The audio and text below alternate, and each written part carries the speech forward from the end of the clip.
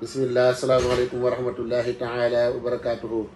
mbokki jullit yi mbokki taalibe yi ñoo ngi fii ci New York direct Touba TV jàkkaarloog sëñ Abdou Lahad Diouf ñaari fan ci weeru safar di ko laaj ay bayit ci xasida yi waaye it di xool nan la gise moom dundin yu ko taalibe yi dund fii ci New York muy weeru safar bismillah sëñ Abdou Lahad.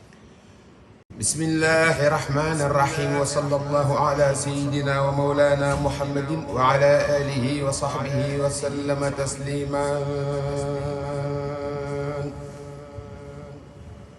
ya jumlatan qad sallasu bi dalalihim man lam yakun waladun lahu aw walidun. يا جملة قد سلسوا بدلالهم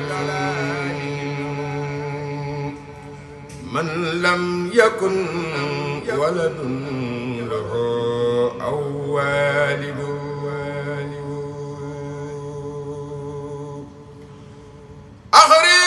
أخرجتموني ناطقين بأنني عبد الإله وإنني لمجاهد وظننتم أن المدافع لنا